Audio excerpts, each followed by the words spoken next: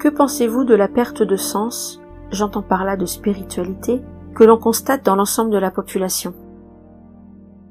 C'est une forme de chute dans le matérialisme entraînant inéluctablement un déclin de civilisation. Cette société s'élève matériellement et technologiquement d'une manière exponentielle, tout en régressant drastiquement sur le plan spirituel et moral.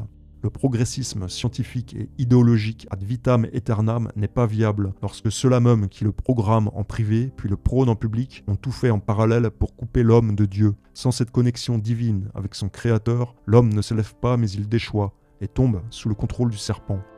Or, à l'heure actuelle, ce sont les loges adeptes du serpent qui mènent le bal sous nos latitudes. Le bal du progressisme à tout prix est un enfer pavé de bonnes intentions.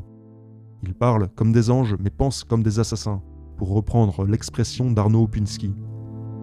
L'attention à l'autre, l'émancipation de l'individu. Pour le dire autrement, la solidarité et la liberté absolue de conscience, concepts centraux et selon nous fondateurs de la branche de la franc-maçonnerie que nous représentons ici, guident notre réflexion entamée depuis de nombreuses décennies autour de l'euthanasie par les loges du Grand Orient de France. Est-ce que vous croyez que quelqu'un qui meurt comme aujourd'hui dans la loi Leonetti pendant 3 semaines, un jeune dont on voit qu'il a des convulsions, dont on voit qu'il s'étouffe, etc. Franchement, vous croyez que c'est une fin humaine alors qu'il pourrait mourir en quelques secondes sans souffrance, entouré des siens en leur ayant dit au revoir? Donc c'est ça qu'il faut changer.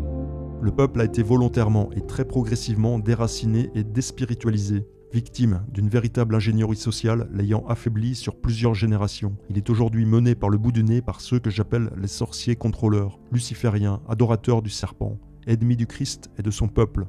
Les lucifériens ont toujours cherché à subvertir et bouleverser les valeurs traditionnelles, en particulier tout ce qui émane du christianisme. Étant donné que le chaos est leur terrain de jeu favori pour asseoir leur domination, ils le provoquent et misent sur le manque de discernement des populations pour avancer leur sempiternel agenda révolutionnaire.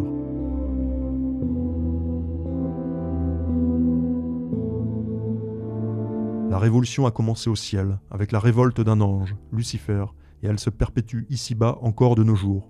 La guerre est spirituelle, d'où la subversion première consistant à isoler l'homme du Christ, tout en proposant aux assoiffés de spiritualité la soupe théosophique qu'est le New Age, ou luciférisme 2.0, consistant en un occultisme vulgarisé mais qui n'en est pas moins nocif.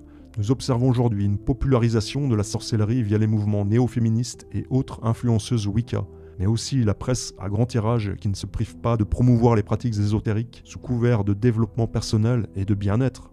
Une grande partie de l'industrie musicale injecte quant à elle inlassablement la symbolique occulte dans sa production à l'esthétique